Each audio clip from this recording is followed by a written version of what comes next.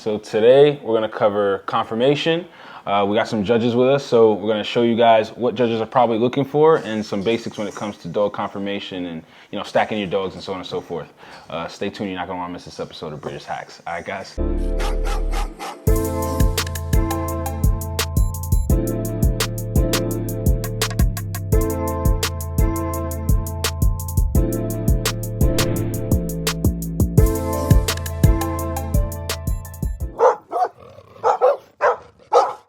So we're here with my buddy Boki Built, and he's an ABKC judge. You've been a judge for how long? Well, I think 2 years, maybe 3. I don't know. Got you, and your wife's in a... She's in an apprenticeship to become a judge. Wow, got you. And we were just looking at your trophies over there. We got, I don't even know how many best in shows, right? So those are best of breeds in national winners. They're national winners only. Like we got you. That's all the times that I've won nationals. Wow. So okay. So yeah. So he knows a thing or two when it comes to showing dogs like in the actual show ring. It's been a minute for me, so we'll just go over some things for beginners when it comes to confirmation and showing your dogs. So now with that being said, right? So for someone who that's newer, that wants to get into showing their dogs, what are some things that you feel like they can practice at home with their dogs? Exposure. So the thing is, when I go into being a judge, I can definitely normally tell when it's the first time shower. And what it is their confidence in their self. Okay. Just remember, relax and enjoy it. You know what I mean? Because you being all tense and shaking, now the dog is like, yo, what is going on? They pick up on that energy. Yeah, so if you're already thinking in your mind you're gonna lose, just relax and enjoy it. Yeah. You know what I'm saying? Just go out there just for the experience. In your mind, think, this was the $20 that I paid just to get the experience. I didn't go for this $20 to win. I want to know what it feels like. I need to know what it feels like to be in there. What do they expect of me? And, I think as a judge, I've been in there and I've been where dogs are very protective at that point because the owner is so scared or so nervous that I can feel the choke chain shaking when I'm going over the dog. Gotcha. And I'd be like, hey, listen, man, I just need you to calm down and relax because your dog can pick up on your energy and he could become a little bit more aggressive or become aggressive because you're so scared, he don't know what the hell's going on. Gotcha. So what I tell people is just relax, just take it easy and enjoy yourself. And then normally, they're like, thanks, man. I'm scared as hell. They're like, whew, this is my first time. I said, oh, I would have guessed that. Yeah. So I would just tell people to relax and enjoy it, man. Yeah. I understand the nervousness. I understand anytime you do something for the first time, people are normally nervous, you know what I mean? Yeah. But just relax. Got you. Because you gotta understand, the person who's judging you was new at one point, and if they can't relate or understand, they pretty much been a douchebag. No, you're 100% right. I mean, yet again, like we've talked prior, when I used to show dogs in the ABKC and stuff like that, it's like those first few just going and just kind of like getting it out of your system as far as those butterflies and those jitters of, going to a show and not knowing really too many people and not being familiar with the setting and the atmosphere and how you could overthink everything. Is there something or things that they can do locally at home, maybe when shows aren't going on? Yes. As far as for take the dog to Lowe's, stuff like that. Take it to where it's loud. They got the forklifts going. They got people in and out of the store. They got the doors that open and close. And you'd be surprised how many dogs freak out with them automatic doors. You know what I mean? Just exposing the dogs to random things like that will definitely help his confidence, his or her confidence. It will help the dog in a situation where a complete stranger's walking up and touching it. Yeah. They're not like, they're like, hi. It's a huge difference. Yeah.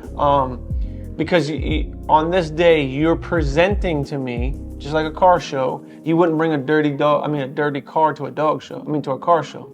That thing is cleaned. That thing is, immaculate. So the same thing for dogs. You don't bring them dirty, bring them clean, and bring them halfway prepared. Gotcha. If you've never been, you don't know what to prepare for, and I get that. But what you can do is you can expose the dog to where when he gets in the ring, he's not just like shutting down. Yeah. You know what I Yeah, mean? 100%. So you can go to places like Because Lowe's. confidence is one thing that you're also looking for as well, Yeah. correct? You're not looking for a dog that Say oldies, they're not supposed to be cowards. They're supposed to be a courageous, outgoing breed. So if the dog cowers, that's against his characteristic. So that's something huge, you know what I mean? Yeah. So there's a lot of places that actually allow you, Home Depot, Lowe's, that you can, if you got kids, take them to the softball games, take them to the soccer games, the football games, and just so they're exposed to the yelling, clapping. Yeah. You'd be surprised how that will change the demeanor of the dog. Because, you've been to a dog show, it doesn't matter if it's a ABR show or ABKC show, there's a lot of screaming going on, a lot of hollering, a lot of clapping, music's being played. And so when you take a dog, you're at my house, we live out in the country. The only thing my dogs hear, they don't hear loud music, but they hear gunshots. Okay. You know what I mean? So when we get into that setting, loud music might freak them out. Yeah. You never know. Yeah. So if you take them to places like Lowe's, you're starting to desensitize them to certain things. And Gotcha. exposure does help, believe you me. Definitely. And even just keeping the anxiety down. Yeah. Because that anxiety, I've seen that time and time again at shows where the owner thinks the dog's overheating and It's just anxiety. Yeah. Exactly. So the dog starts panting heavy, and it just can be catastrophic. So exposure, 100%. So I know you said you have one of your boys here that we can kind of do a whole run through real quick of what somebody would want to maybe practice stacking and some of the things you maybe look Just for. As a really judge and easy stuff. Yeah. I'll show you. I mean, listen, I'm not trying to oversimplify anything. That's not what I'm going to try to do. But what I am going to try to do is show you simple ways to where you can get your foot in the door to understand. Okay. But we've evolved, and you will evolve in dog showing or dog presenting. And all I'm going to do is just show people all 4 feet pointing forward and try to teach the dog to be square. If you can do that, the rest you can learn. Gotcha.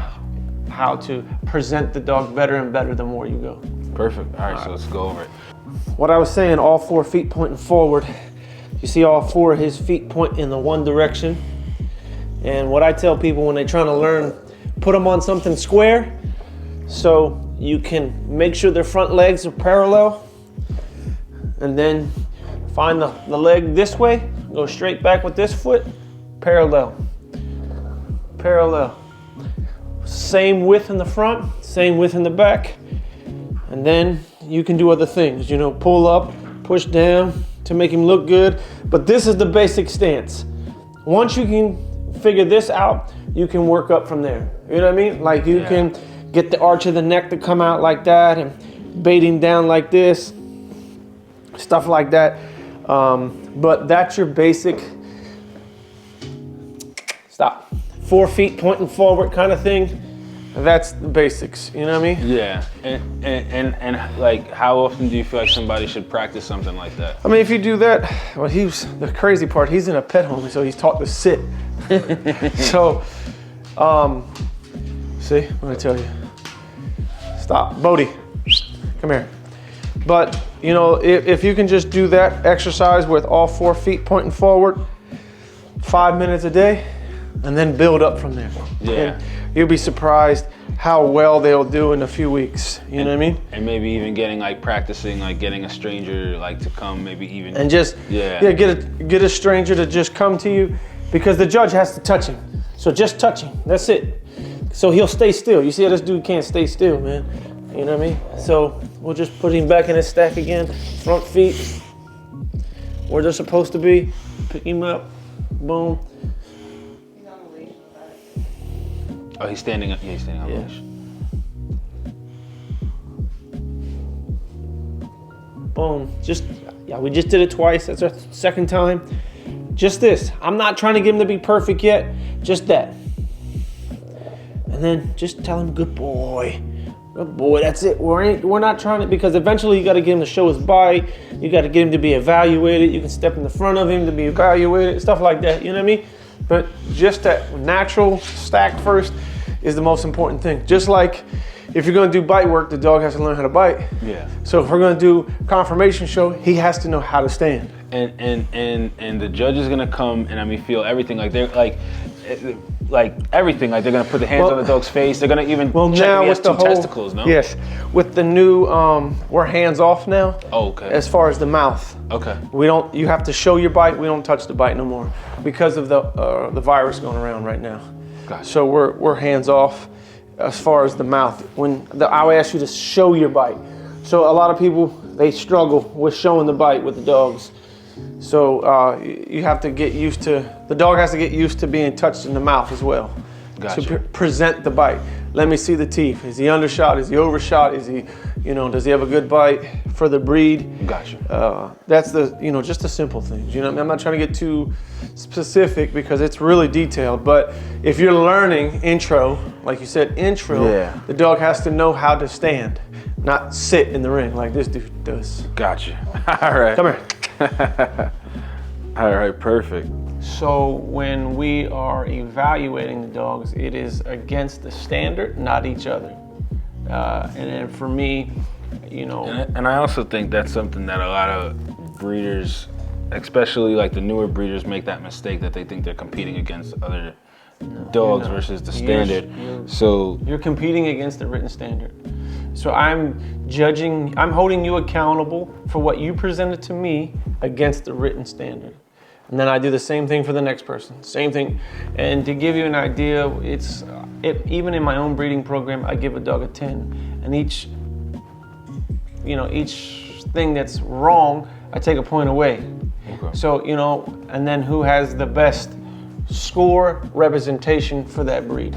That's kind of how it should be, in a sense. Gotcha. But it's based off of type first, because what's the purpose in having a dog with perfect structure, and it's supposed to be an American Bully, but it looks like a boxer. Boxers have great structure too. So but if it doesn't look like an American Bully, the structure means absolutely nothing. Each body part can be broken down, as well as the overall body can be broken down. But you can take the head setup, the way the head is set up, the way the mandible is set, is it flat? Does it have curve, good of underjaw? You know what I mean? Yeah. You can do that exact same, I guess, mathematics or however you want to word it, in the shoulder setup, the rear setup, top line, the feet. Do they got poor passions? Do they have splayed hair feet? You know what I mean? You can do that with every single portion of the body. Okay. So that's why you're comparing it against the written standard. Gotcha. Because for an example, like I said, what happens if I judge your dog and my dog? You got a 6, I got a 6. You see what I'm saying? So now, which one fits the standard as far as type first? So that's kind of what I do as a judge, Gotcha. And that's how I judge dogs. And now if I might get crucified for what I'm about to say, but I look at it like this. If I have 2 evenly matched dogs in there, I am a breeder, first and foremost. Which dog would I breed to make the gene pool better? Now that's when we are dead. I mean, it's very rare do you get 2 dogs that are that dead set, that are that nice. Yeah. It's like, damn, I could go either way. And I ask myself, who would Chris breed to make a better gene pool? And that's the deciding factor. But it's very rare that you get to that point where there's two definite dogs that is like either one could win. Gotcha. I believe that your category, your crowd grows rapidly because the jitters aren't there. Yeah. It's a competition of who's the best against each other, and there's no one judging other than the crowd. Yeah. And I think that's why your crowd enjoys it more. Yeah. Because there's a lot less stress.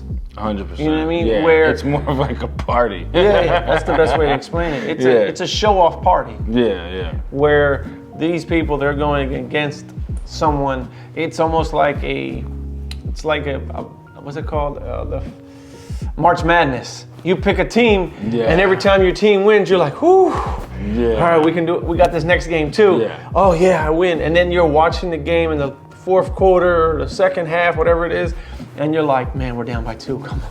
And then you start getting jittery. Like, whoa, come on. Where your way of, you know, the way the Exotic does it in their shows, it's, you know, it's just everybody lines up and they're just, you know, having a good old time. And I mean, you get a little carried away, but hey, but they enjoy it because no one's judging them in that manner. You know what I'm saying? Yeah. So I think that's why your popularity in that setting is growing. Yeah. Because even stack-offs, you know, at ABKC shows, people like doing them because of that same reason. You know what I mean? Yeah. You know, a lot of people look at it like, I don't need you to judge me. Okay, I'm sorry. I mean, they tell me I'm a judge. Like, hey, listen, all right, I understand.